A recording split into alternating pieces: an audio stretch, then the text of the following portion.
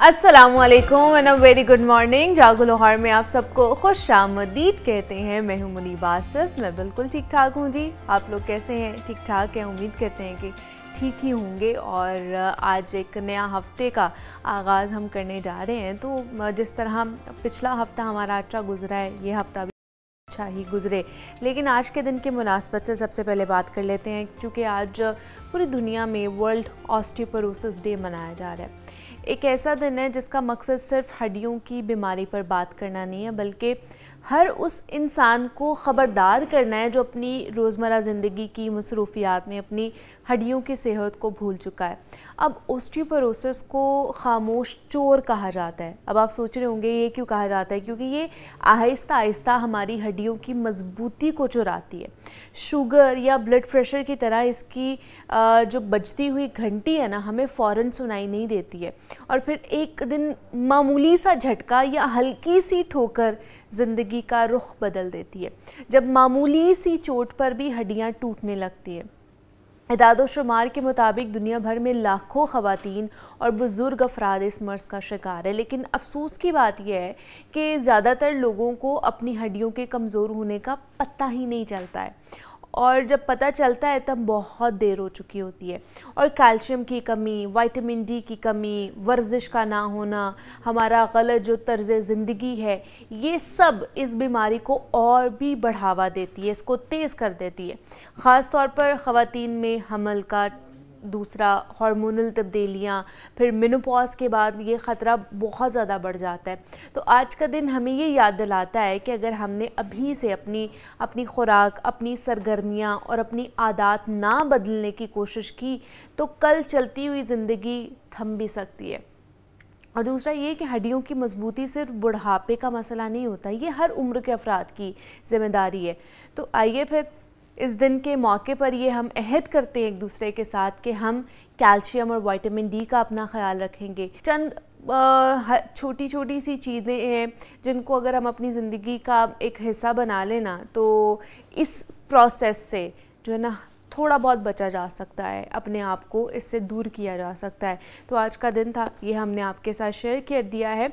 अभी हम आगे बढ़ेंगे जनाब, कुछ बात कर लेते हैं हार्मोन्स इम्बैलेंस के हवाले से। ख़वातीन में ये जो प्रॉब्लम है ये क्यों हो जाती है, इसका तरीका इलाज क्या है, हिकमत के अंदर कौन सी ऐसी चीज़ें जिसकी वजह से आप इस प्रॉब्लम को बेहतर कर सकते हैं। क्योंकि अगर आपके हार्मोन्स ठीक नहीं हैं तो उसकी वजह से बहुत सारे प्रॉब्लम्स फेस करने पड़ते हैं। कुछ लोग कहते हैं जी हमारा जो वज़न है वो बढ़ना शुरू हो गया है, फिर बाल जो है वो चेहरे पर आना शुरू हो गए हैं, मुख्तलिफ हेल्थ जो कंडीशंस है ना उनका सामना करना पड़ सकता है आपको।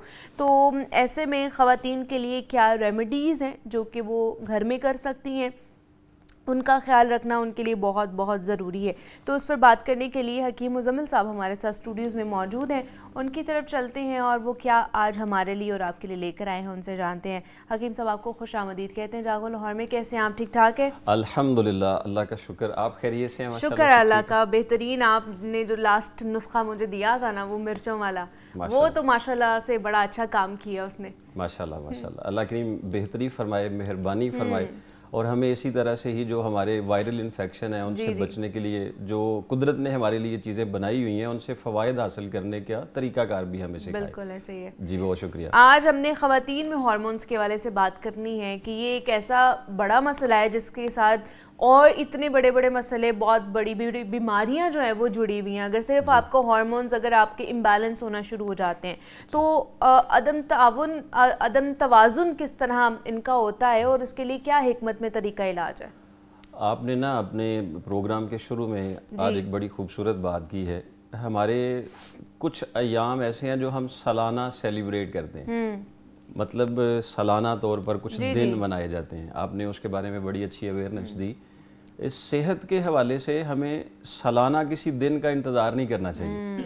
सेहत के लिए हमें महाना भी नहीं कोई अपनी तवज्जो करनी चाहिए, रोज़ाना सेहत के लिए हमें रोज़ाना होना चाहिए।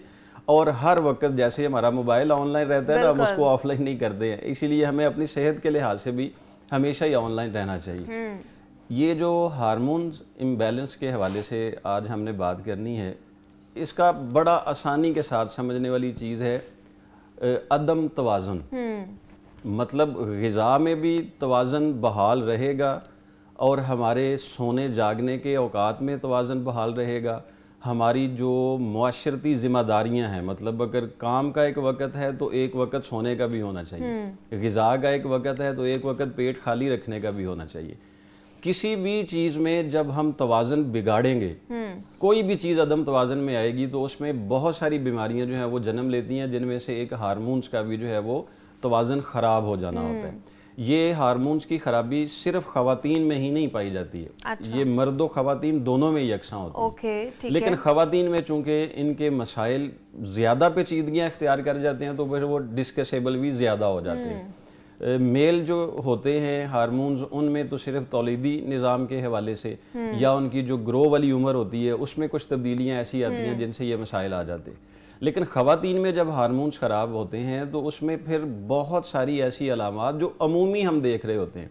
मतलब एक छोटी सी अलामत है कि आपको अचानक से गर्मी लगना शुरू हो गई है, कोई वजह नहीं है और एकदम आपका जिस्म तप जाता है, हीट अप हो जाता है, लेकिन आप चेक करवाते हैं फीवर है नहीं है, गर्मी महसूस हो रही है लेकिन फीवर नहीं है, टेम्परेचर नॉर्मल है। तो ये भी एक अलामत जो है वो किसी हार्मोन्स के ख़राबी की वजह से जन्म ले रही होती है। अगर आपके जिस्म में कोई मोके, मस्से, तिल बहुत ज़्यादा रहना शुरू हो गए, अगर ये भी गैर ज़रूरी तौर पर और गैर इख्तियारी तौर पर बढ़ रहे हैं तो ये भी हमें समझ लेना चाहिए कि ये किसी हार्मोन्स की खराबी की वजह से ही पैदा हो रहे हैं। ठीक है। अगर गले में कोई खराबी ऐसी है या तो अमूमी तौर पर वायरल इन्फेक्शन की वजह से है, वो तो ठीक है, हो रही है, लेकिन बगैर किसी वजह से गला खराब है, ऐसे ही खरखराहट है, ऐसे ही गले में मसला हो रहा है, तो फिर हमें फौरी थायराइड की तरफ जो है वो सोचना पड़ेगा कि कहीं किसी हार्मोन्स की खराबी की वजह से थायराइड पे असर तो नहीं पड़ रहा है, तो उसमें मसाइल ऐसे तो नहीं हो रहे हैं। या जो हमारी बहनें, बेटियां हैं, ख़वातीन हैं, वो जब ग्रो वाली उम्र में होते हैं तो उनका एक सर्कल सिस्टम स्टार्ट होता है। अगर उसमें कोई ऐसा तवाज़न ठीक नहीं रहता है या उनकी टाइमिंग आउट हो जाती है या उनके डे कुछ अप डाउन होना शुरू हो जाते हैं, तो उनमें भी बहुत सारे तजर्बात लेने से पहले हार्मोन्स की तरफ देखना पड़ेगा कि उनमें क्या ऐसी तब्दीली रूनुमा आई जिसकी वजह से ये सारी चीज़ें हो रही होती हैं। कभी कभी ख़वातीन की जो सॉफ्ट स्किन होती है उस पर बाल उगना शुरू हो जाते हैं। हाँ जी, ये बाल चिन पे आ सकते हैं, वो फेस पे आ सकते हैं, तो ये भी एक जो है वो अलामत जाहिर करती है कि हार्मोन्स में कुछ खराबी आ चुकी है, तो हमें फौरी तौर पर इस पर तवज्जो दे के इसके इलाज की तरफ आना चाहिए। ठीक है, तो ये फिर इसके लिए क्या क्या चीज़ें, बिकॉज हार्मोन्स इम्बैलेंस इतना बड़ा मसला है कि आप बांझपन की तरफ भी जा सकते हैं, ये भी मसले हो जाते हैं। तो फिर इसके ऊपर ही सबसे पहले बात कर ली जाए कि मुख्तलिफ किस्म के जो हार्मोन इम्बैलेंस होते हैं उनमें एक तो प्रॉब्लम्स हो, जैसे आपने बता दिए कि ये हो सकती हैं, तो जिन हार्मोन तवाज़ुन से बांझपन की प्रॉब्लम हो सकती है उनके लिए क्या करना चाहिए? देखें, बांझपन तौलीदी निज़ाम पर असरअंदाज होने वाले जो हार्मोन्स हैं, टेस्टोस्टेरोन, ये हमें किसी भी, मैं बहुत सारे प्लेटफार्म पे ये कहता रहा हूँ, जब भी किसी बीमारी को डिस्कस करें या उसके इलाज की तरफ जाएं ना, तो ये देखना पड़ेगा कि इसकी बुनियादी वजह क्या बन रही है। अगर तो ये ग्रो वाली उम्र, मतलब 14, 16, 17, 18, टीन एज इसको हम कह सकते हैं, इसके दौरान ही हमने अपनी खुराक को बहुत ज़्यादा हरारत वाली, हीट वाली बना लिया हुआ है। सही है। मतलब बहुत सारा जंक फूड ले रहे हैं, बहुत ज़्यादा रफ रद्दी ग़िज़ा इस्तेमाल कर रहे हैं जिसका आयरन से, कैल्शियम से, पोटाशियम से दूर दूर तक कोई तल्लक नहीं, और इस तरह की ग़िज़ा हम कसरत से इस्तेमाल कर रहे हैं, और इसके इस्तेमाल के साथ साथ हमारे उठने जागने के भी औकात ठीक नहीं, रात तक देर तक जागते रहते हैं। या आप हैरान हो जाएंगे, बहुत ज़्यादा देर तक जागना और नींद पूरी ना होना भी हमारे बहुत सारे हार्मोन्स को ख़राब कर देता है। यही बढ़ के आगे फिर तबीयत में चिड़चिड़ापन ले आता है, तलखी आ जाती है, बहुत ज़्यादा तेज़ी आ जाती है। यही चीज़ें जब बिगड़ती हैं तो फिर जिस्म के अंदर डिप्रेशन, एंजाइटी के असर आना शुरू हो जाते हैं। अगर तो ये खुराक की खराबी से हो रहा है तो हमें फौरी तौर पर अपनी ग़िज़ा को मुतवाज़न रखना चाहिए। मतलब अपनी खुराक में हमें फल का इस्तेमाल मौसम के लिहाज से ज़्यादा करना चाहिए, और गोश्त को जो है वो इस पोजीशन में 15 दिन में एक बार ले जाना चाहिए। इसको डेली या वीकली भी नहीं रखना चाहिए, 15 दिन में एक बार। सिर्फ मटन, बीफ आ जाता है या चिकन वगैरह भी आ जाता है? मटन, चिकन मैं अक्सर कहा करता हूँ, इस दौर में अगर आप गोश्त खाना चाहते हैं ना, तो उसको किसी सब्जी के साथ ना उसकी पार्टनरशिप कर ले तो फिर बचत हो सकती है, उसके फ़वाइद मिल सकते हैं। वरना जो है वो उस तरह से नहीं होता है। मतलब कोई देसी मुर्ग मिल जाए या मटन अच्छा आप खुद से बना रहे हैं तो फिर तो आपको पता है कि ये वाकई मटन है, वरना तो पता ही नहीं चलता कि ये किसका गोश्त है। हमारे मुआशरे में इस तरह की जो है वो चीज़ें बन चुकी हुई हैं। तो किसी भी सब्जी के साथ उसको इस्तेमाल में रखें। दूसरा, सबसे ज़्यादा जो तवज्जो करने वाली चीज़ है वो हमें अपने पानी पीने की मिकदार को ज़्यादा करना पड़ेगा। ठीक है। वो सर्दियां हो या गर्मियां हो, जैसे ही सर्दियों का आगाज़ होता है तो हम ना फौरी तौर पर, अभी सर्दियां आई नहीं हैं और आप देखें कि मछली खाने वालों का रश बढ़ गया हुआ अभी सर्दियों का आगाज़ हुआ नहीं है, लेकिन मुझे कल मेरा क्लिनिक था तो हर मरीज ये पूछ रहा था मैं काजू कितने खा लूं, अच्छा, मैं पिस्ता कितना खा लूं, मैं ड्राई फ्रूट कितना खा लूं, लेकिन हालांकि उसका मौसम नहीं है। हाँ। उसकी उस तरह से जो है वो जरूरत भी नहीं है। ठीक है। सर्दी बढ़े, जिस्म के अंदर खुश्की की ज्यादती हो तो फिर हमें इन चीजों की जरूरत पड़ती है। सही है। ये मैंने शुरू में कहा कि हमें सालाना सेहत का कोई दिन मुकर्रर नहीं करना चाहिए, रोजाना ऑब्जर्व करना चाहिए कि हमारे लिए क्या चीजें ठीक है और क्या खराब है, तो बड़ी आसानी से हम बीमारियों से बच सकते हैं। सही है। तो इसके लिए क्या नुस्खे क्या हैं कि अगर हार्मोनल इम्बैलेंस है तो उसके लिए क्या इस्तेमाल किया जा सकता है, क्या चीजें खाई जा सकती हैं? तौलीदी निज़ाम में, मतलब जिसमें बेऔलादी जैसी आजमाइश पैदा हो जाती है और हमारे मुआशरे में ख़वातीन के लिए ये एक बहुत बड़ा पेचीदा मसला हुआ होता है। और ये भी हमारी एक सितम ज़रीफ़ी है कि हमारे मुआशरे में अगर कोई बेऔलादी का मामला होता है तो हम सारा वबाल औरत पर ही डाल देते हैं कि इसमें ये मसले हो गए हैं। ऐसा नहीं होता, ये दोनों की तरफ से प्रॉब्लम आ रही होती हैं। तो हमें अगर ऐसा फील हो कि उनके अंदरूनी तौर पर हार्मोन्स में कुछ वर्किंग स्लो हो रही है, तो ख़वातीन के लिए एक बड़ा ही आसान सा नुस्खा है जो रैंडमली वो हर 21 दिन के बाद, अच्छा, ये मैं सब के लिए कह रहा हूँ ताकि जिनको मसले हैं उनके मसले ठीक हो जाएं और जो नहीं है अल्लाह करीम उनको उनसे महफूज रखे, बचाए जा सके। तो ये एक मुसलसल आप अपने इस्तेमाल में रख सकते हैं। सिर्फ चंद चीज़ें हैं, ये आपने ले लेनी है हल्दी। जी, ये हल्दी है। ये हल्दी के साथ ना एक इंसाफ हमें ये करना चाहिए कि ये पीसी हुई नहीं लेनी चाहिए, ये खुद लेके पिसवानी चाहिए। अच्छा, ठीक है। हाँ जी, खुद लेके इसको साफ करके फिर इसको पिसवाना चाहिए और इसको महफूज करना चाहिए। ये हल्दी की लेनी है आपने 2 चुटकी, यानी चम्मच का चौथा हिस्सा। ठीक है। चम्मच का चौथा हिस्सा इसका लेना है। ये कहाँ से मिलेगी? पंसार से मिल जाएगी? पंसारी से मिल जाएगी, आजकल तो मंडी में ताजा आई हुई है। अच्छा, वो लेके उसको सुखा लें और फिर उसके बाद उसका पाउडर बना लें। हाँ जी, बिल्कुल। एक तरीका इसका ये होता है कि इसका पानी निकाल लिया जाता है। अच्छा। हल्दी का पानी निचोड़ के जैसे जूस बनाया जाता है, वो फिर पानी जो है वो थोड़ा खुश कर लिया जाता है। अच्छा। तो वो भी महफूज हो जाता है, वो भी बड़ी अफादियत वाला होता है। ये हल्दी ये लेनी है 2 चुटकी, और उसके साथ ये है रोगने जैतून। ठीक है। ये आपने लेना है आधा चम्मच बड़ा, सही है, खाने वाला आधा चम्मच बड़ा। ठीक है, आधा चम्मच ये लेना है आपने, और इसके अंदर 1 चम्मच शहद खालिस डालना है। 1 कप गर्म पानी लेना है। अगर ये बड़ा मग्गा है तो ये थोड़ा ले लें, लेकिन छोटा कप है तो वो पूरा ले लें। ठीक है। तो उसमें 2 चुटकी हल्दी, 1 चम्मच जैतून का तेल और 1 चम्मच जो है वो शहद खालिस। इसको नीम गर्म पानी में तीनों चीज़ों को मिक्स करके हर 21 दिन के बाद हर ख़वातीन जो हैं वो अपने घर में सुबह खाली पेट 1 कप, और अगर उनके कुछ सर्कल में प्रॉब्लम है, फ्लो ठीक नहीं हो रहा, या उनको स्वेलिंग बता दी गई है, सोजन बता दी गई है, या उनको जो है वो एग्स के जो है वो प्री मेच्योर की पोजीशन बता दी गई है, तो ये रात को भी इस्तेमाल कर सकते हैं। लेकिन जिनको एग्स का मसला नहीं है, सिर्फ स्वेलिंग और उनके सर्कल की टाइमिंग का मसला है, तो उनके लिए सिर्फ 1 बार सुबह खाली पेट जो है वो 4 दिन इस्तेमाल करना। अच्छा, 21 दिन के बाद? हर 21 दिन 4 दिन आपने इस्तेमाल करना। जी, हर 21 दिन के बाद 4 दिन इस्तेमाल करें, फिर छोड़ दें। 2-3 माह के इस्तेमाल के बाद जितने सारे हार्मोन्स में इम्बैलेंस बन चुके हुए हैं, अल्लाह के फजल करम के साथ जो है वो बैलेंस हो जाएंगे, और जिसकी वजह से तौलीदी निज़ाम में कुछ मसाइल पैदा आ रहे हैं। बाकी औलाद देना तो मेरे मालिक का इख्तियार है, वो सारी रिपोर्टें ठीक ना भी हों फिर भी दे सकता है, वो सारी रिपोर्टें जो है वो ठीक हों फिर भी नहीं देता है, ये उसका ही इख्तियार है, लेकिन हमें कोशिश उस लिहाज से जारी बिल्कुल ऐसे ही। हमें बता दें ये जो बाकी और इंग्रेडिएंट्स पड़े हैं इनको किस तरह हमने यूज करना है, बिकॉज़ हमने ये एक नुस्खा था जो तौलीदी मामलात बेऔलादी के लिहाज से या कुछ अंदरूनी तौर पर मसले आ रहे हैं। ये अलसी के बीज हैं। सही है। ये अलसी के बीज ले लें आप 50 ग्राम, और इसके साथ ले लें आप तिल सफ़ेद।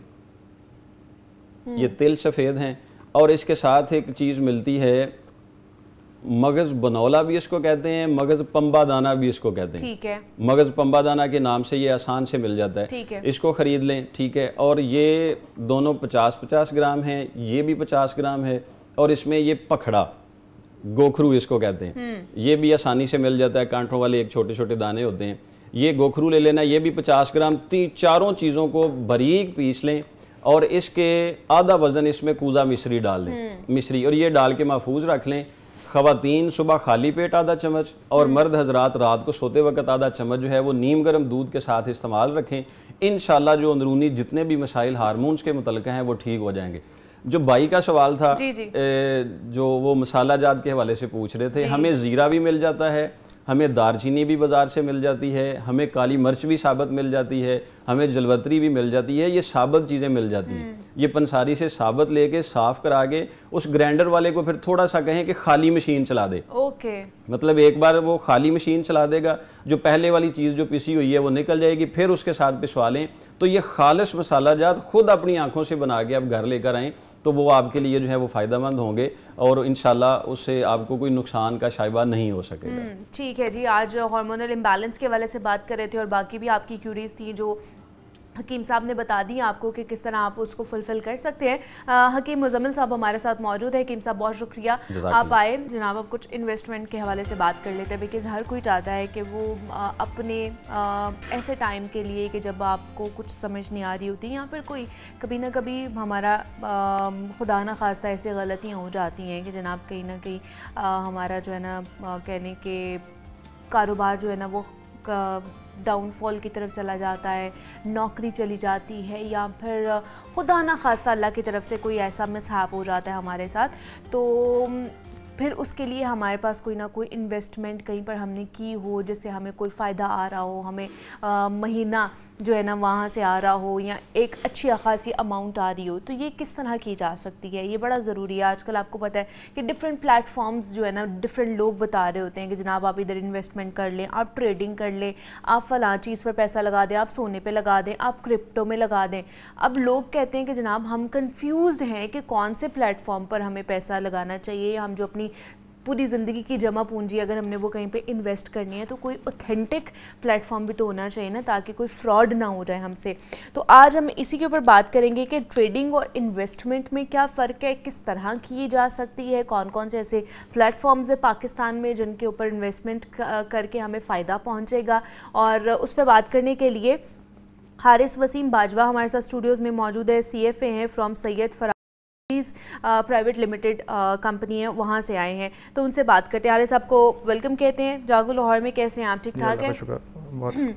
हारिस सबसे पहले तो बताइए, ट्रेडिंग के वाले से भी अलग डिस्कशंस हो रही होती हैं, इन्वेस्टमेंट के वाले से भी अलग डिस्कशंस हो रही होती हैं, तो ये ट्रेडिंग और इन्वेस्टमेंट में फ़र्क क्या है, क्या डिफरेंस है इसके अंदर? बेसिकली ट्रेडिंग जो है वो आप कोई भी एसेट क्लास बाय करते हैं किसी भी एनालिसिस की बेस पे, एक सर्टन प्राइस टारगेट, आप एक पोजिशनल एक आपका होता है कि इस एक आप सेट कर लेते हैं कि वहाँ जाके आपने उसको सेल करना है। एक बाय करते हैं for the purpose of selling, short term उसका हराइजन होता है और उसमें आपको उसकी ज़ाहिर है एक्टिव मॉनिटरिंग करनी पड़ती है, उसकी प्राइस लेवल्स को देखना पड़ता है कि जब वहाँ पे पहुँच जाएगा तो आपने उसको सेल ऑफ करना है for the purpose of definitely profit. Investments on the other hand थोड़ा सा उसका पर्सपेक्टिव थोड़ा सा लॉन्ग टर्म आप लगा सकते हैं, तो उसको इस तरह के वो भी आप ऑब्वियसली प्रॉफिट टेकिंग के लिए कर रहे होते हैं, लेकिन आपने उसमें अपना जो एनालिसिस होता है वो फंडामेंटल जो एनालिसिस करते हैं उसका, उसमें ये होता है कि आप उसको जब तक उसमें कोई चेंज नहीं आती वो आप सेल ऑफ नहीं करते, ठीक है। वो आपने लॉन्ग टर्म के लिए कैपिटल अपने एसेट बिल्डिंग के लिए समझें कि वो रखा होता है आपने कोई भी एसेट क्लास, मतलब अगर स्टॉक एक्सचेंज के वाले से देखा जाए तो लॉन्ग टर्म की आपकी वो इन्वेस्टमेंट्स होती हैं, ठीक है ना। तो ये फ़र्क है बेसिकली टाइम होराइजन का और आपका जो व्यू है उसके वाले से, तो ये दो चीज़ें इसमें मेन इसमें फ़र्क होता है। ठीक है, तो ये क्या बेहतर क्या है, ट्रेडिंग बेहतर होती है या फिर इन्वेस्टमेंट बेहतर ऑप्शन है अगर किसी ने करना है जो हमें देख रहे हैं, या एक ले आदमी अगर उसके पास पैसे आ गए हैं, उसके पास रेवेन्यू है, तो वो कहाँ पर उसको इन्वेस्ट करना चाहिए, ट्रेडिंग पर या फिर उसको कहीं और इन्वेस्ट करना चाहिए? इसमें ये है कि मैं ये कहूँगा कि इन्वेस्टर का या ट्रेडर का जो माइंडसेट है, जो उसकी प्रेफरेंस है, उस पर बहुत सारा डिपेंड करता है। अब आपका अगर माइंडसेट थोड़ा सा पैसिव है, आप इतना मॉनिटर नहीं कर सकते, आप अपना स्क्रीन टाइम इतना नहीं दे सकते, तो वहाँ पे आपका दायरा आप उसको करके साइड पे करके रख दें, इन्वेस्ट आप कर दें, ठीक है। ट्रेडिंग में आपको क्योंकि एक्टिव मॉनिटरिंग करनी पड़ती है, प्राइस लेवल्स की देखना पड़ता है, कोई अगर चेंज है तो उसको भी ज़ाहिर अगर आप एक डिफाइंड टारगेट के साथ चलते हैं, ठीक है।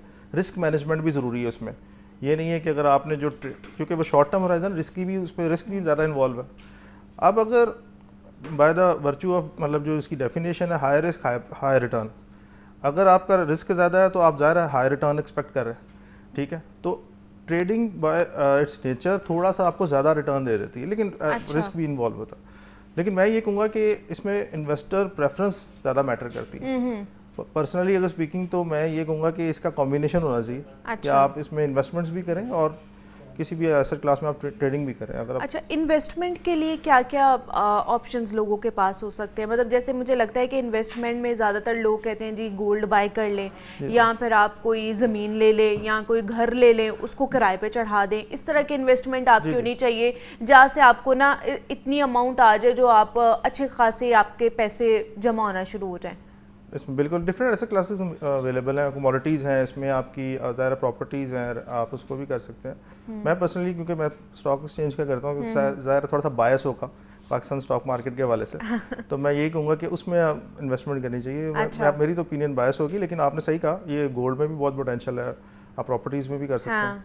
तो ज़रा वो प्रॉपर्टीज़ को थोड़ा सा पाकिस्तान में क्योंकि सेफ हेवन समझा जाता है, सही है, तो उसमें थोड़ा सा रिस्क इन्वॉल्व कम होता है। लेकिन उसमें ज़रा अब ये भी एक फैक्टर है कि थोड़ा सा जब आप बेचने जाएँ तो उस तरह आसानी से बिकती नहीं है, और आप खरीदने जाएं तो वो थोड़ा सा उसका लिक्विडिटी का भी इशू रहता है। ठीक है, तो ये स्टॉक मार्केट में ऐसा नहीं होता। स्टॉक मार्केट रिलेटिवली बेहतर है इस हवाले से, थोड़ा सा रिस्क ज़्यादा हो जाता है, सही है, लेकिन अगर आप उसको समझ के करें, उसकी अंडरस्टैंडिंग लेके करें तो वो बहुत ही मिनिमम लेवल। अगर स्टॉक मार्केट में किसी ने, एक आम बंदा जिसको बिल्कुल समझ नहीं है, मतलब मैं अगर देखूँ तो मुझे बिल्कुल नहीं समझ है कि स्टॉक मार्केट में होता क्या है, क्या चीज़ है, और मेरे जैसे अगर जो लोग हमें देख रहे हैं, हमने अगर स्टॉक मार्केट में इन्वेस्टमेंट करनी है तो हम किस जगह पर और किस तरीके से इन्वेस्टमेंट कर सकते हैं? मैम इसमें पहले तो समझे ना स्टॉक मार्केट है क्या। ये बेसिकली डिफरेंट जो है ना कंपनीज, जो हमारे लिस्टेड कंपनी, जो एक मतलब कह लें पब्लिक लिमिटेड कंपनीज हैं, जो अपने शेयर्स को पब्लिक के लिए अवेलेबल करती हैं फॉर इन्वेस्टमेंट पर्पस, उनका एक ओनरशिप समझ लें ब्लॉक है, आप उसमें इन्वेस्ट करते हैं। उसके लिए एक जो इंटरमीडियरी या बीच में जो कह लें कि एंटिटी इन्वॉल्व है वो ब्रोकरेज हाउस है। आप किसी भी ब्रोकरेज हाउस में अपना अकाउंट खुलवाएं। मेरा भी एक एफिलिएशन एक ब्रोकरेज हाउस से रेनाउंड, जिसका आपने इंट्रो में जिक्र किया हुआ, तो आप वहाँ पे जैसे बैंक अकाउंट्स के लिए आप मुख्तलिफ चीज़ें रिक्वायर्ड होती हैं, इसी तरह ब्रोकरेज हाउस के लिए भी आपको डिफरेंट अपने CNAC बैंक अकाउंट्स और ये वाली टैक्स रिटर्न्स और कुछ इन्फॉर्मेशन प्रोवाइड करनी होती है। अच्छा। वहाँ आप अकाउंट खुलवाएं, उसके बाद आप एलिजिबल हो जाएंगे ट्रेडिंग के लिए। ठीक है, उनकी अपनी एडवाइजरी और सारे मामला वो मतलब आपको एडवाइस कर सकते हैं, लेकिन आपने डिसीजन आपका अपना है। एडवाइस वो करेंगे आपको, उनकी अपनी डिफरेंट हाउसेस की अपनी कॉल्स भी होती हैं।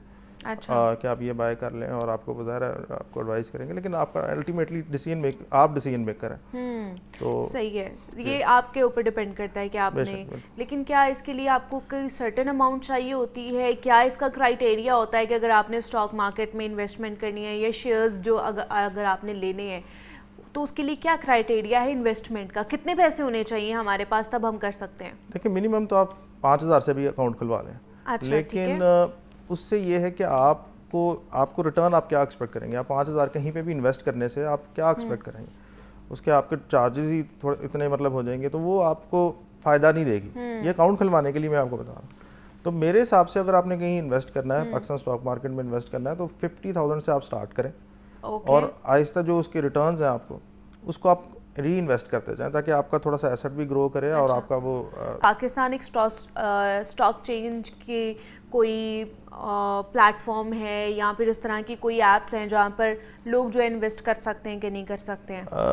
जो ब्रोकरेज हाउसेस का जब मैं जिक्र कर रहा था, उन सारे ब्रोकरेज हाउसेस की ऑलमोस्ट अपनी एप्स मौजूद है। उसमें वो बंदा आप जो एज इन्वेस्टर खुद ही उसको ट्रेडिंग कर सकते हैं।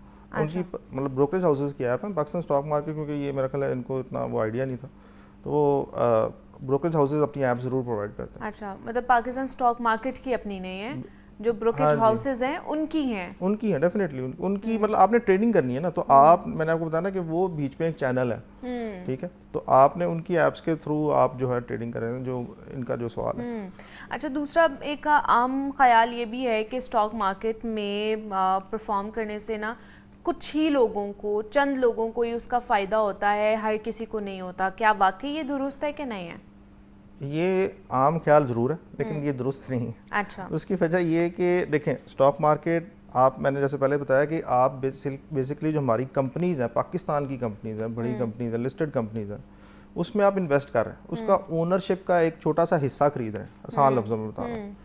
तो कंपनीज अच्छा परफॉर्म करेंगी ही तो आपकी इन्वेस्टमेंट अच्छी परफॉर्म करेगी। सही है। और कंपनीज आइसोलेशन में तो परफॉर्म कर ही नहीं रही, अलहदगी में तो कर ही नहीं रही हमारे बिजनेसेस। वो अगर अच्छा परफॉर्म कर रहे हैं, इट मीन्स कि हमारी मौशियत, हमारी मैक्रो इकनॉमी इस मतलब उनको प्रोवाइड कर रही है ऐसे सर्कमस्टांसेस जिसमें वो अच्छा परफॉर्म कर रही है। अब हमारा इंटरेस्ट रेट्स कितने मतलब 22-23% से 11% पे आ गए। इस पे उनको जो फाइनेंसिंग है, जो उनकी फाइनेंस कॉस्ट है वो भी कम हो गई। वो मज़ीद फाइनेंस ऑब्टेन कर सकते हैं बैंक से, अपने कैपिटल एक्सपेंडिचर जो प्रोजेक्ट्स पे इन्वेस्ट कर सकते हैं, एक्सपेंशन की तरफ जा सकते हैं। हमारी महंगाई का रेट बहुत कम है। हमारा इस वक्त जो है रिसेंट जो रिजल्ट्स हैं वो जो ईयर ऑन ईयर के सितंबर के वो 5.6 के करीब हैं, 5.6%। और इसके अलावा जो हमारा रुपीस स्टेबल है, हमारा रुपया भी स्टेबल जा रहा है। जो हमारी इंपोर्ट्स हैं, जो उन्होंने रॉ मटेरियल इंपोर्ट्स करने वो भी हमारे सस्ते। हमारा जो आपका रिजर्व्स हैं वो $14.5 अरब तक चला गया। तो अल्लाह का शुक्र ये सारी चीज़ें हमारी सही हैं, जिसकी वजह से कंपनीज अच्छा परफॉर्म कर रही हैं, जिसकी वजह से स्टॉक मार्केट अच्छा परफॉर्म सही है। और उसकी वजह से आपका जो गेन है, जो आपकी इन्वेस्टमेंट है वो भी जो है वो बढ़ती ही जाएगी with the passage of time. तो हमारे साथ हारिस वसीम बाजवा मौजूद थे। हम ट्रेडिंग इन्वेस्टमेंट के हवाले से बात कर रहे थे। Haris, thank you so much कि आप इसके ऊपर बात की। ब्रेक लेते हैं, मिलते हैं इस ब्रेक के बाद।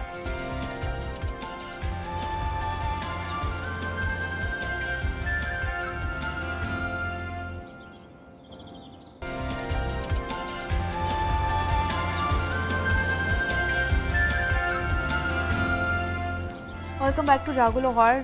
जनाब, पंजाब हुकूमत के हाल से बात कर लेते हैं, क्योंकि वफाकी हुकूमत ने गंदम पॉलिसी 2025-26 की मंजूरी दे दी है। और नई पॉलिसी के तहत बताया जा रहा है कि किसानों को अब मुनासिब कीमत में जो गंदम है वो दी जाएगी। और दूसरा ये कि हुकूमत किसानों के तहफ़्फ़ुज़ के लिए एक स्ट्रेटजिक स्टॉक है वो भी ख़रीदेगी। वज़ीर-ए-आज़म शहबाज शरीफ का ये कहना है कि पाकिस्तान एक ज़रई मुल्क है और गंदम की फसल कलीदी अहमियत की हामिल भी है और किसानों की फलाह बहबूद के लिए हर मुमकिन कोशिशें की जा रही हैं। तो इस पॉलिसी के तहत क्या मामला तय पाए जाएंगे, इस पर बात करनी है हमने। और इसके साथ साथ एक और भी स्टोरी है जिसको हमने डिस्कस करना है आज के इस सेगमेंट में, और वो ये है कि जनाब लाहौरियों के लिए कितने सालों के बाद जो है ना एक फेस्टिवल आने जा रहा है, जिसका हर किसी को इंतज़ार था कि जनाब कब इसको ना कह लें कि ऑफिशियल तौर पर इसकी इजाज़त मिल जाएगी। और वो ये है कि बसंत मनाने की जो है वो तैयारियां की जा रही हैं। और एक ये वो फेस्टिवल होता है जो बचपन से हम देखते आ रहे हैं, और एक गहमा गहमी होती थी, लोग छतों पे चढ़े हुए होते थे, एक अलग ही समा होता था। हर इलाके में, हर शहर में इसको अपने तौर पर मनाया जाता था। तो फिर कुछ ऐसे मामलात हुए, डोरें ऐसी आई, बहुत सारे हलाकतें हो जाती थी, जिसकी वजह से इसको बहुत महदूद कर दिया गया था और फिर इसके ऊपर पाबंदी लगा दी गई। अब जो है ना, अब सिफारिशात हुकूमत को पेश कर दी गई हैं, तैयारियां की जा रही हैं बसंत मनाने की। क्या क्या इसमें मामला तय पाए हैं, कहाँ पर बसंत होगी, कितने दिनों की होगी, किस तरह मनाई जाएगी, इसके ऊपर बात करनी है हमने। सबसे पहले गंदम के हवाले से बात कर लेते हैं, इस मसले के ऊपर भी। इस पर बात करने के लिए इमरान अकबर चीफ रिपोर्टर हमारे साथ स्टूडियोज़ में मौजूद है, उनसे बात करते हैं। इमरान साहब, आपको वेलकम कहते हैं जागो लाहौर में। कैसे हैं आप? ठीक ठाक हैं? अल्हम्दुलिल्लाह जी। इमरान साहब, हुकूमत ने गंदम पॉलिसी 2025-26 की मंजूरी दे दी है और किसानों को कहा जा रहा है इस नई पॉलिसी के तहत मुनासिब कीमत दी जाएगी। क्या कीमत होगी, इसका क्या तयन किया गया और इसके अलावा क्या क्या इसमें नुकात मौजूद है? देखें मुनीबा, आपने चूँकि इस जो ये साल गुजर रहा है उसमें आपने खुद देखा कि, और इससे पिछले साल बिल्कुल कि गंदम ओपन मार्केट ओपन कर दी गई, याद आ गया आपको? हाँ जी बिल्कुल। तो अब रिवर्स बैक हुआ है, यानी कि वफाकी हुकूमत ने यू टर्न लिया है। अच्छा। क्योंकि सैलाब आया जिसमें बहुत सारी चीज़ें मुतासिर हुई और किसानों का नुकसान भी हुआ, ज़रई ज़मीनें जो हैं वो तबाह हो गई। और इन तबाहकारियों के बाद जो है अब ये फ़ैसले हुए हैं कि जो किसानों को दोबारा से गंदम की फसल लगाने के बाद उनकी गंदम ख़रीदारी की जाएगी। सही है, ये कोई छोटी बात नहीं। 2 साल बाद जो है दोबारा देखें, 2023 में भी आपने देखा कि गंदम ओपन कर दी गई ओपन मार्केट में, किसानों ने बड़ा ववेला मचाया। बिल्कुल ऐसे ही है। 2024-25 में भी आपने इस साल भी देखा कि गंदम जो है ओपन मार्केट में रखी गई, कोई किसानों से गंदम नहीं खरीदी गई, ओपन कर दी गई। और इसमें यूँ लग रहा था कि जिस तरह हुकूमत ने अपने आप को बिल्कुल ही बैक कर लिया है, महकमा ही ख़त्म कर दिया है। अब ये फिर दोबारा से जो है एक नई उमंग आई है, क्योंकि अभी जो मौजूदा सूरत हाल इस वक्त है, इस वक्त गंदम की सूरत हाल बेहतर नहीं है। अभी ऊपर जानी है, गंदम ऊपर जानी है और इसकी रोटी की कीमतें भी ऊपर जानी है। मगर जो कि हुकूमत ने एक दावा किया हुआ है, पंजाब हुकूमत ने खास तौर पे, कि रोटी की कीमत वही रहेगी और गंदम भी ऊपर नहीं जाएगी। और अभी तक तो फ़िलहाल तो यही चल रहा है, क्योंकि अभी अक्टूबर है, नवंबर दिसंबर में जाके इनको गंदम की ज़रूरत पड़नी है, जो कि इंपोर्ट करनी पड़ेगी। अच्छा, क्योंकि ज़ाहिर बात है सैलाब आया था जिसमें काफ़ी ज़्यादा फसल जो गंदम स्टॉक में होती है काफ़ी ज़्यादा ख़राब होने का खदशा जो है वो जाहिर किया जा रहा है। क्योंकि गंदम जो है अब फसल जो है वो अप्रैल में आनी है जाकर, सैलाब जो है वो आपका अगस्त में आया नवंबर के महीने में हुई होगी वो तो खराब वो हुई होगी। जाहिर बात है जहाँ जहाँ पे गंदम पड़ी हुई है उसका खदशा जाहिर किया जा रहा है कि गंदम जो है वो ख़राब होने का खदशा है। तो हो भी गई होगी मगर शो नहीं कर रहे। अब इनकी अपनी जो है वो अदाद-ओ-शुमार जो है उसमें जो गंदम जो इनके पास स्टॉक में है वो तो ये कहते हैं हमारे पास बहुत ज़्यादा गंदम है, हमारा दिसंबर भी गुजर जाएगा, जनवरी भी गुजर जाएगा। मगर ये भी कहते हैं साथ के इंपोर्ट करने की ज़रूरत है। अब जब ये इंपोर्ट होगी तो पंजाब हुकूमत की तरफ से नहीं बल्कि जो इस वक्त एसोसिएशन है उसकी तरफ से 3300 रुपये जो है गंदम की कीमत रखने का मुतालबा किया गया है, ताकि और बैनुल-सूबाई नकलो हरकत पर पाबंदी जो है उसको ख़त्म करने का फ़ैसला किया गया। वो भी ख़त्म की जा रही है, ये ख़त्म कर दी गई है। वफाकी हुकूमत ने जो 2025-26 की पॉलिसी दी है, ओके, अभी मतलब 24-25 चल रहा है, पाबंदियां पहले लगाई गई थी उन सबको रिवर्स किया जा रहा है। अभी 24-25 चल रहा है, ये 25-26 की पॉलिसी है, हम अभी 24-25 में हैं। तो अभी जो है वो पाबंदी थी, मगर यही बात जो है वज़ीर-ए-आज़म के इजलास के साथ मुंसलिक थी। वज़ीर-ए-आज़म का पिछले 1 माह से इजलास होने जा रहा था, जो कि उनके इजलास से ही ये बातें वाज़िया होनी थी, क्योंकि वज़ीर-ए-आज़म इधर मुल्क में मौजूद नहीं थे, वो सारे मुल्कों से होकर वापस आए हैं और उसके बाद ये अब इजलास हुआ है। 1 माह हो गया इस इजलास को होते हुए, बार बार ये एजेंडा जा रहा था, एजेंडा हो नहीं पा रहा था, क्योंकि वज़ीर-ए-आज़म जो है पाकिस्तान में मौजूद नहीं थे। अब वो आ चुके हैं, उन्होंने कल इजलास बुलाया जिसमें तमाम सूबों के वज़ीर आला जो हैं वहाँ पे मौजूद थे और वहाँ पर उनसे बातचीत की, उनको बताया कि किसानों का जो है रोज़गार उसको दोबारा से लेकर आने सामने और उनकी जो मदद करनी है और मईशत को बहाल दोबारा करना है। पाकिस्तान ज़रूरी मुल्क है, तो इसी सूरत हाल को मद्देनज़र रखते हुए ये तमाम तर सूरत हाल सामने आई है। इजलास हुआ जिसमें तमाम तर फैसले किए गए। अब जो 24-25 है इसमें गंदम इंपोर्ट करने का अभी तक जो है वो जो वफाकी हुकूमत ने इजाज़त देनी है अभी तक सामने नहीं आया, मगर माइट भी पॉसिबल इसी एजेंडा इजलास में उसके जो है वो जब मीटिंग ऑफ मिनट्स आए सामने तो वो आ जाएगा, क्योंकि अभी इंपोर्ट करनी है गंदम। इन्होंने गंदम इंपोर्ट करने के बगैर गुजारा नहीं है इनका, क्योंकि दिसंबर में आपको मैंने पहले भी बताया कि गंदम का इस्तेमाल ज़्यादा होता है और अगर गंदम का इस्तेमाल ज़्यादा होता है तो उसके लिए गंदम चाहिए। गंदम इनके पास इतनी वफर मिकदार में मौजूद नहीं है और जब ये गंदम वफर मिकदार में मौजूद नहीं होगी तो आपकी गंदम जो है वो महंगी होगी, 3500 से 4000, 4000 से 5000 तक जा सकती है। जी। और रोटी जो है वो आपकी 14 की बजाय वो 20 से भी ज़्यादा ऊपर जा सकती है। हुकूमत को वापस होना पड़ा है और पॉलिसी दे दी है कि ये भी हो सकता है कि पॉलिसी अभी 2025-26 की आई है तो कुछ ना कुछ तब भी मुमकिन है, बहुत हो सकता है, मगर चूँकि गंदम जो लिया गया है इसको वापस रिवर्स नहीं, क्योंकि अब गंदम की फसल भी तो लगानी है ना। अब मौसम शुरू हो जाएगा दिसंबर के बाद तो वो फिर फसल लगानी होती है। ये मामला था गंदम के हवाले से कि जो नई पॉलिसी है उसके तहत क्या फैसले किए जाएंगे।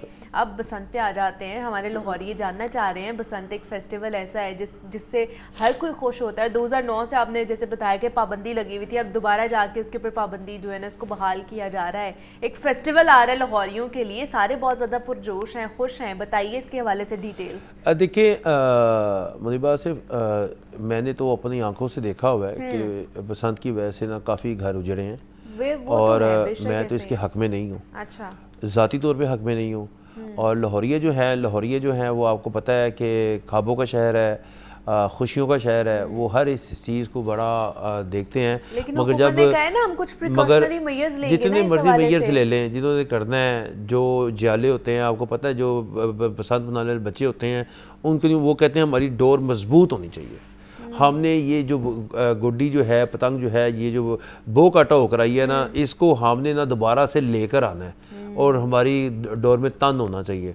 और जिस डोर की ये बात करते हैं वो तो हल्की सी पतंग ऊपर जानी टूट जानी है। अच्छा, देखें ये तो उसका एक बहाना है बस ये तो फेस्टिवल मनाना है कि फेस्टिवल मनाना कैसे है, रौनक लगानी है। उन्होंने कहा है कि तेज धाती, नायलॉन, केमिकल डोर के इस्तेमाल पर मुकम्मल पाबंदी होगी। देखिए उन्होंने कह दिया हाउ इट इज़ पॉसिबल, किस तरह से मुमकिन है कि आप एक अंदरून शहर में बसंत का कह दें और पूरे लाहौर में बसंत नहीं हो रही, सिर्फ अंदरून शहर है, कराची है। तो मैं रायबंड में रहता हूँ तो मुझे भी तो खलाशेरी आएगी ना, मैं भी तो कोई उधर से गुड्डी पतंग लेकर जाकर अपने घर में, ये तो अंदरून शहर के लोग होंगे, इनकी छतों पर तो मैं भी कहूँगा आपको, नहीं मैं भी कहूँगा मुझे भी कोई पास दें, पूरा लाहौर इधर आए, कोई फेस्टिविटी रखेंगे तो जाहिर बात है उस पास में रखा जाएगा। उस अंदरून शहर को फिर मोटरसाइकिल से बंद करना है हफ्ता इतवार। अब ये तमाम जो प्रिकॉशनरी मेजर्स हैं, SOPs हैं, इसके ऊपर तो अमल दरामद जो है वो हुकूमत ने कराना है। चलें जी, किसी ने कह दिया करवा दी, हो गई, स्याह आ गए, बाहर से लोग आ गए, सारा कुछ हो गया। अगर खुदा ना हादसा कुछ हो जाता है आपको, अब ये अमेंड होने जा रहा है कानून 2025 जनवरी का। कब ये किया जा रहा है? अक्टूबर में इसी कानून पर छोटी मोटी लेजिस्लेशन कराएंगे असम्बली में, कानून साज असम्बली में या कैबिनेट कमेटी में इसको पास करवाएंगे और इसमें एक ही लाइन में लिख दिया जाएगा कि इसको इजाज़त देने के लिए मजाज जो है वो DC होगा। अब जब DC इजाज़त देगा तो वो 2 दिन की, पहले होता था DC 15 दिन की इजाज़त दे सकता था, इस कानून में बताया जा रहा है कि 2 दिन की इजाज़त दे सकता है। और सर्टेन लिमिट ये रखी है कि आप हफ्ते में एक इतवार को भी इजाज़त दे सकते हैं 2 दिन, उससे अगली इतवार को भी 2 दिन इजाज़त दे सकते हैं। 2 दिन ना है 2 दिन, मगर एक महीने में 4 दफ़ा भी दे सकते हैं। क्या बात है, एक साल में, यानी कि आपकी DC ने पावर आ गई, ये तो पावर आ गई ना कि हुकूमत पंजाब ने उनको कहा जी इजाज़त खोल दें, उन्होंने इजाज़त खोल दी। अब देखेंगे कि ये इनिशियल स्टेज ये है कि आपका हफ्ता इतवार क्या लगता है कि आपके फरवरी के पहले हफ्ते में ये बसंत होती है, इसको देखा जाएगा बसंत कैसी हुई, कोई ऐसी जो है कोई वाकया तो नहीं हुआ। फिर ये देखा जाएगा कि मार्च का मौसम कैसा है, वो बड़ी छोटी ईद की फौरी बात, बाहर का मौसम होना है, मार्च अप्रैल में कोई इस तरह की इजाज़त हो सकती है दोबारा, तो ये एक साल में 2 दफ़ा भी हो सकती है।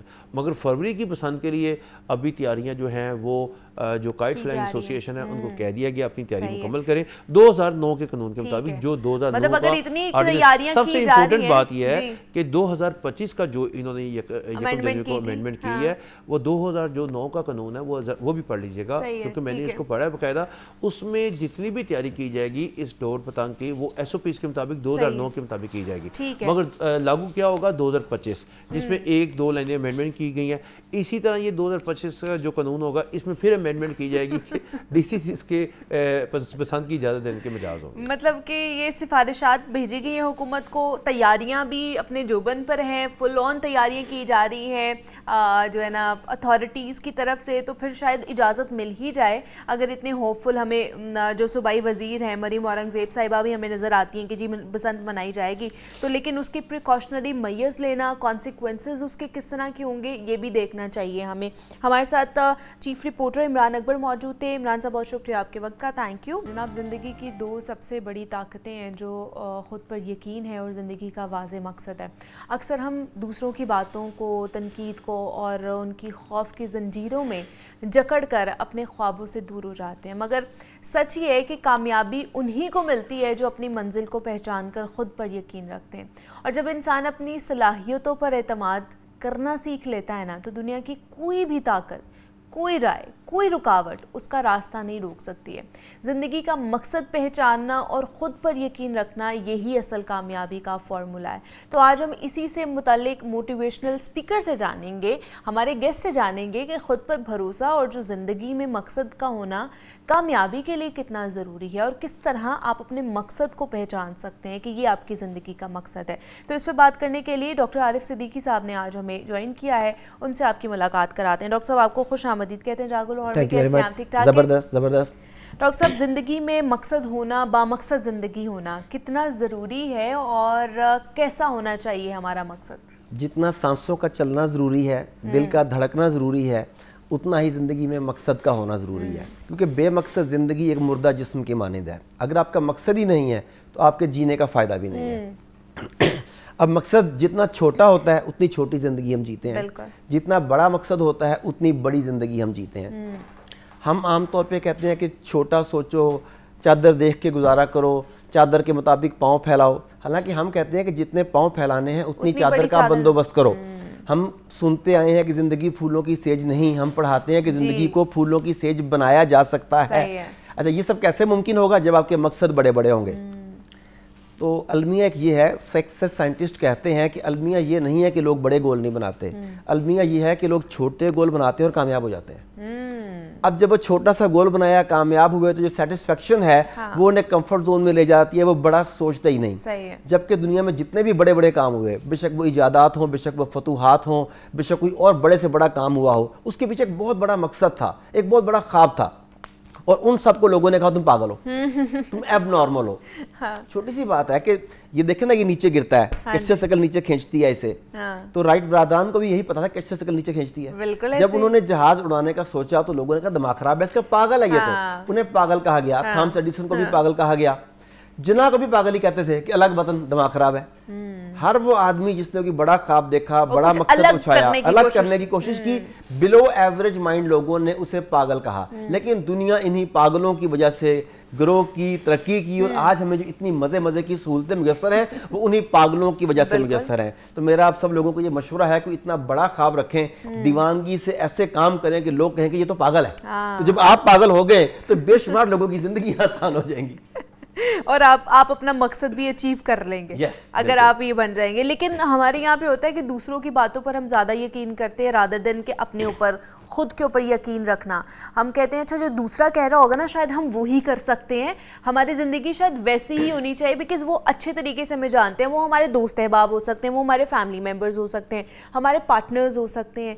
वाकई हमें दूसरों की सुननी चाहिए अपनी ज़िंदगी को बामकसद बनाने के लिए, या खुद पर सबसे पहले यकीन होना चाहिए? दो कान इसीलिए दिए कि यहाँ से सुने और यहाँ से निकाल दे। सही है। एक्चुअली तो आपको अपनी सलाहियतों के ऊपर इतना यकीन होना चाहिए। मैं एक सेमिनार करवाता हूँ, उसका नाम है 7D सक्सेस फार्मूला। ओके। उसमें मैं एक तस्वीर दिखाता हूँ लोगों को। एक छोटा सा बच्चा होगा कि 10, 11, 12 साल का, और उसने इतना बड़ा जूता, उसमें पैर फंसाया होगा और वो गिरने के इम्कानात हैं। अब मैं उन लोगों से पूछता हूँ कि इस तस्वीर में आपको क्या नजर आता है? तो लोग कहते हैं कि बच्चा पागल है, गिर जाएगा, जिस तरह जो बातें वो करते हैं। तो मैं कहता हूँ कि अभी आप सबके घर में ये बच्चा मौजूद है जो माँ या बाप के जूते पहनता है, कहते हैं। मैं कहता हूँ आपसे रोकते हैं कि बाज नहीं आता, आप डांटते हैं कि बाज नहीं आता, आप इसकी पिटाई भी कर देते हैं कभी कभी कि फिर भी बाज नहीं आता, ये आपकी बात क्यों नहीं मानता? वो कहते हैं बच्चे होते ही बदतमीज है। मैंने कहा नहीं, इसकी ये वजह नहीं है। उस बच्चे को अपनी जात के ऊपर और पैदा करने वाले के ऊपर इस बात का यकीन है कि अल्लाह ने मुझ में बड़ा होने की सलाहियत रखी है, एक ना एक दिन मैं अब्बू जितना बड़ा हो जाऊंगा, और वो हो जाता है। सवाल ये है कि अगर अल्लाह ने उस बच्चे में बड़ा होने की सलाहियत रखी है तो क्या मुझसे और आपसे छीन ली है? बिल्कुल, हमें भी सलाहियत मौजूद है। हम गोल बनाते हैं बहुत बड़ा, बहुत बड़ा, फिर हमें लोग कहते हैं कि ये तुम्हारी कैपेसिटी से बालातर है, तुम्हारी एजुकेशन से बालातर है, तुम्हारे मिजाज से बालातर है। पाकिस्तान में मुमकिन नहीं है जिस तरह हम छोटे बच्चे को बड़ों के जूते पहनने से रोकते हैं, जिस तरह बच्चा बड़ा हो सकता है। ठीक है, मेरी आज की कैपेसिटी, आज के स्किल्स के मुताबिक वो गोल बहुत बड़ा है, लेकिन अगर मैं आज अपने आप को रीबिल्ड करना शुरू करूं, नई चीजें सीखना शुरू करूं, नए लिंक्स डेवलप करूं, तो क्या वही गोल जो आज बड़ा लग रहा है कल मेरे लिए काबिल अमल नहीं, काबिल वसूल नहीं हो जाएगा? तो गोल छोटा करने की बजाय खुद को बड़ा करना शुरू करें, लोगों की बातों को इग्नोर करें और उनके ऊपर बिल्कुल भी कान ना धरें कि लोग क्या कह रहे हैं। ना वो खुद कुछ करने को जोगे होते हैं, ना ही वो आपको कुछ करने को जोगे छोड़ देते हैं, कुछ करना जाए। हाँ एग्जैक्टली, कामयाब ही ना हो जाएंगे। लेकिन अपना मकसद कैसे पहचान सकते हैं? क्या ऐसे ट्रिक्स हैं? हमें किस तरह हमें अपने मकसद को पहचानने की कोशिश करनी चाहिए? बिकॉज लोग कहते हैं जी हम इतना कुछ कर लेते हैं, हम सारी ज़िंदगी मेहनत करते रहे हैं लेकिन कुछ बना नहीं पाए हैं, कुछ बन नहीं पाए हैं, कामयाब नहीं हो पाए हैं। तो वो किस तरह अपना राइट मकसद जो है ना उसको पहचान सकते हैं? पहले तो है कि गोल सेटिंग हमारे स्कूल्स, कॉलेजेस, यूनिवर्सिटीज़ में पढ़ाया जाना चाहिए, ठीक है, लेकिन ये पढ़ाया ही नहीं जा रहा। लोगों को यही नहीं पता कि मुझे क्या करना चाहिए या मैं क्या कर सकता हूँ। हमारे वालिदैन से मोस्टली 80-90% हमारे वालिदैन से जो हम अब उनके अपने ख्वाब पूरे नहीं हुए, उन्होंने कहा कि अब ये बच्चा पूरे करे। फिर बच्चे ने अपने ख्वाबों को सरेंडर किया और माँ बाप के ख्वाबों के पीछे दौड़ लगाई। फिर वो अपने ख्वाबों को पूरा करवाने के लिए अपने बच्चों के ऊपर वही पहिया चलाना शुरू कर देता है। एक वजह तो ये है, आप देखिए कि वो कौन सा काम करते हैं, करते हुए आप खो जाते हैं। कौन सा काम करते हैं, आपको गर्मी सर्दी का एहसास खत्म हो जाता है, आपको भूख प्यास नहीं लगती, उसमें आपका इंटरेस्ट है। अच्छा, इंटरेस्ट है, जरूरी नहीं कि वो मकसद हो। सही है, बाज़ औक़ात आपको मकसद को पाने के लिए इंटरेस्ट को कुर्बान करना पड़ता है। ये बड़ा बारीक नुक्ता है। हम सब ये कहते हैं कि जिसमें इंटरेस्ट हो वो कर लो, वही होना चाहिए। हाँ, अच्छा, हो सकता है कि मकसद आपका कुछ और हो, सही है, और इंटरेस्ट कुछ और हो। अब दोनों क्लैश कर रहे हैं। मिसाल के तौर पे एक बंदे का इंटरेस्ट है फुटबॉल खेलने में, हाँ, और उसका मकसद जो है वो बहुत हाईली एजुकेटेड पर्सन बनना है। हाँ। अब मुझे बताइए, अगर वो टोटल टाइम अपने इंटरेस्ट में लगाएगा तो मकसद पूरा नहीं हो पाएगा। तो आपको देखना है कि अगर तो आपका मकसद और आपका इंटरेस्ट सेम है, दैट्स वेरी गुड, जैसे कहते हैं कि फॉलो योर पैशन। लेकिन अगर आपका मकसद बड़ा है तो समटाइम्स आपको कुर्बानी देनी पड़ती है, और वो पहली कुर्बानी है अपने इंटरेस्ट की, क्योंकि इंटरेस्ट वक्ती है, मकसद हतमी है। आज से 30 साल पहले मेरे इंटरेस्ट कुछ और थे, आज कुछ 20 साल पहले कुछ और थे, 10 साल पहले कुछ और थे, और आज कुछ और है। तो ये चीज़ बड़ी अच्छी है कि ज़िंदगी को बामकसद बनाइए, खुश रहिए और दूसरों को भी खुश रहने दीजिए। डॉक्टर आरिफ सिद्दीकी साहब हमारे साथ मौजूद है। डॉक्टर साहब, thank you so much for coming. Break लेते हैं, मिलते हैं इस ब्रेक के बाद।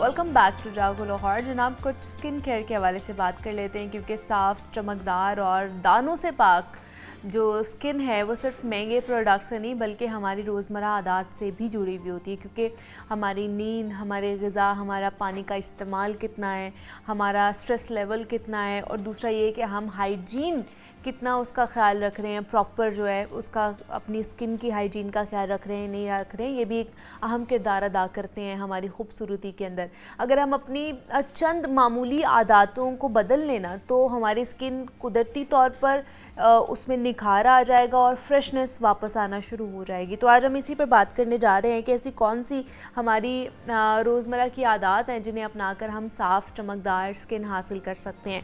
तो इस पर बात करने के लिए डॉक्टर मरियम मंजूर हमारे साथ मौजूद है, कंसल्टेंट डर्मेटोलॉजिस्ट हैं, तो उनसे बात करते हैं। डॉक्टर मरियम, आपको वेलकम कहते हैं जागो लाहौर में। कैसी हैं, ठीक ठाक हैं? जी मैं ठीक हूँ, आप कैसी हैं? मैं भी बिल्कुल ठीक ठाक। डॉक्टर मरियम, एक तो मौसम भी चेंज हो रहा है, देन लोग जो बहुत सारे स्किन रिलेटेड प्रॉब्लम्स भी होना शुरू हो जाते हैं, तो आज कुछ वो वाली डेली रूटीन की चीज़ें हैं जिनको हमने डिस्कस करना है कि महंगे प्रोडक्ट से ही क्या हम अच्छी स्किन अचीव कर सकते हैं, या फिर उनमें कोई अमेंडमेंट या फिर तब्दीली लेकर आनी चाहिए जो रोज़ाना की बुनियाद पर हम अपनी स्किन केयर रूटीन कर रहे होते हैं।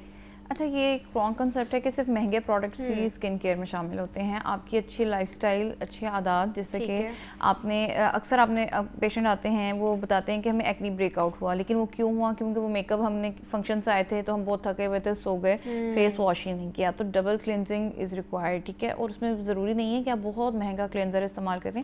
आप पहले किसी भी बेबी ऑयल या इस तरह ऑयल बेस्ड प्रोडक्ट से अपना वो क्लेंजर उतार लें। मेकअप ऑलिव ऑयल से भी, ऑलिव ऑयल से, कोकोनट ऑयल से, किसी भी ऑयल, सिंपल इरिटेट ना करें। अच्छा। जिसमें coconut oil, almond oil, olive oil शामिल है, ठीक है। और फिर कोई सा भी क्लेंजर या जो होता है लोशन, बहुत ग्रीजी लोशन है जैसे, तो उससे भी आप अपना थोड़ा सा मेकअप मेल्ट करें, ठीक है। और आफ्टर दैट आप बेशक सिंपल सोप से वॉश कर लें, ठीक है, लेकिन you have to wash it completely. अगर आपको लगता है कि एक दफ़ा में आपका नहीं उतरा, या चेहरा पे ऑयल बाकी है, या मेकअप बहुत थिक था, बहुत कवरेज वाला मेकअप था, तो उसमें आप उसे डबल क्लेंस कर लीजिए, ठीक है। ये बहुत ज़रूरी है। तो ये एक बहुत सिंपल सी टिप है जिससे आप एक्नी ब्रेकआउट से आफ्टर मेकअप, आप जो हैवी मेकअप किया होता है उसके बाद बच सकते हैं। लेकिन फेस वॉश क्या, रोजाना हमें कितनी दफ़ा फेस वॉश करना चाहिए और विद फेस वॉश करना चाहिए? वो जो हम लोग यूज़ कर रहे होते हैं, अच्छा, कितनी दफ़ा हमें लगाने चाहिए मुंह पे?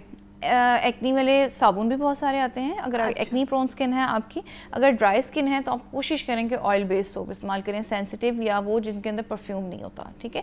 मेडिकेटेड बहुत इजीली मिल जाते हैं, आप किसी भी फार्मेसी से खरीद सकते हैं। अगर आप फेस वॉश नहीं अफोर्ड करते हैं, आप सोप यूज़ कर लें, ठीक है, they are all equally good. But ये है कि हाँ, उसको थोड़ी देर फोम बनाएं, उससे उसको वॉश करें, और अगर आपको लगे कि एक दफ़ा और ज़रूरत है देन अगेन वॉश कर सकते हैं।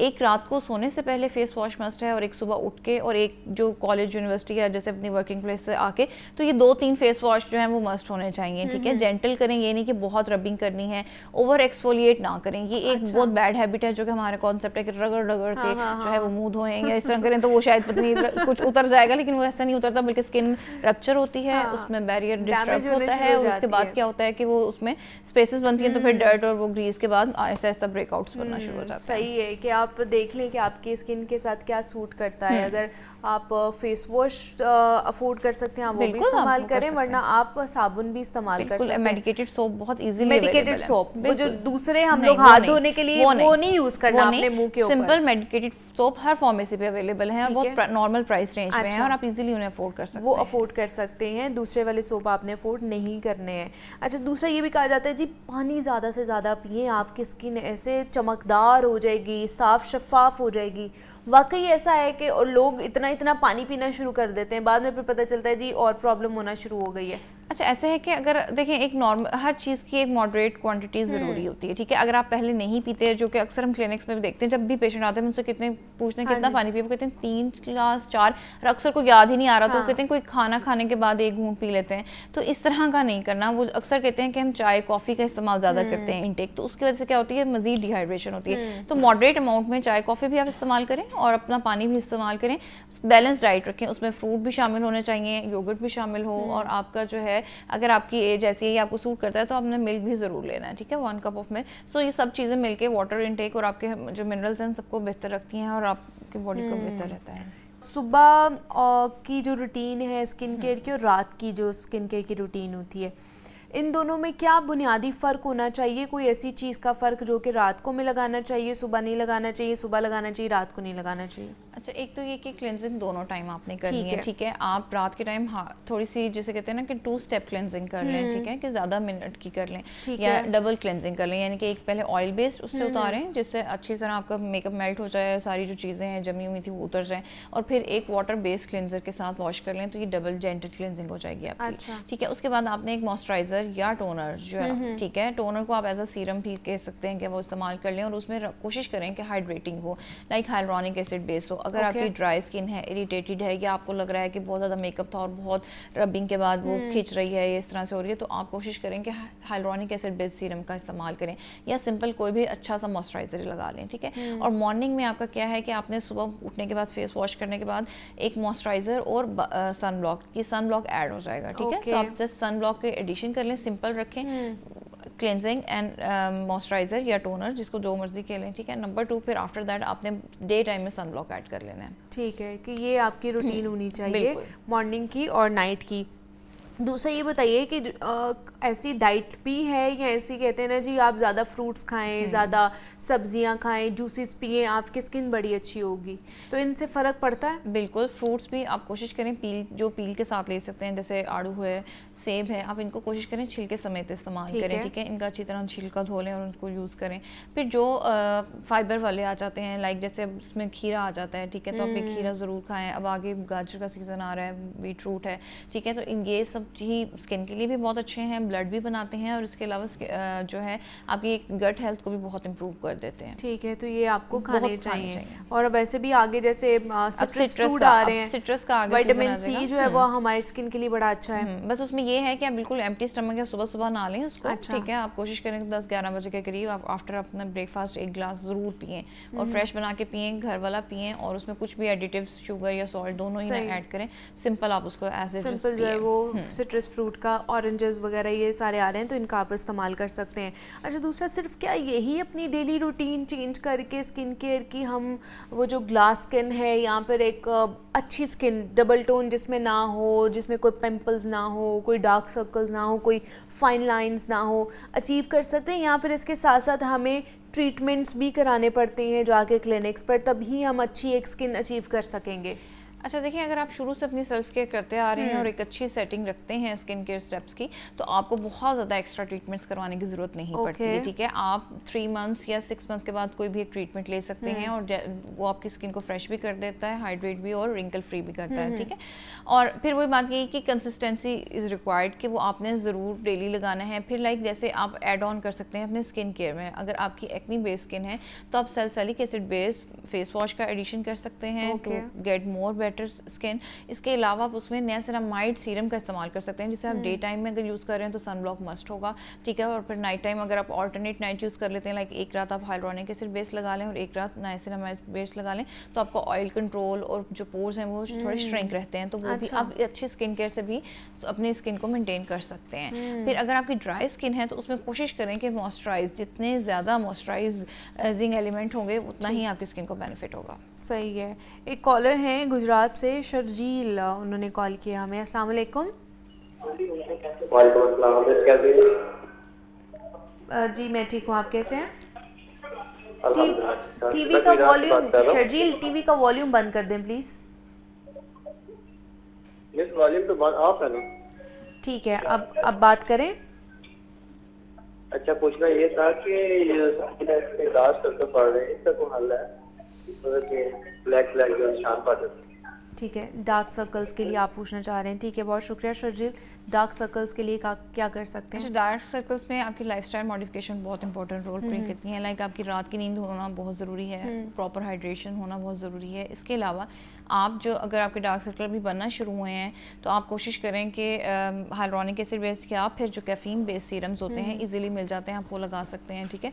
नंबर 2, अगर आप ये भी नहीं करना चाहते हो, कोई टोटका करना चाहते हैं, तो आप खीरे का जस्ट काट के खीरे के पीसेस वो आप दोनों आइस पे रख के उससे भी अपनी डीप पफिंग कर सकते हैं और थोड़ी पिगमेंटेशन को बेहतर कर सकते हैं। ठीक है जी, डॉक्टर मरीम मंसूर हमारे साथ मौजूद थी। Doctor Maryam, thank you so much. मुझे इजाज़त दीजिए, अपना ख्याल रखिएगा। अल्लाह हाफ़िज़।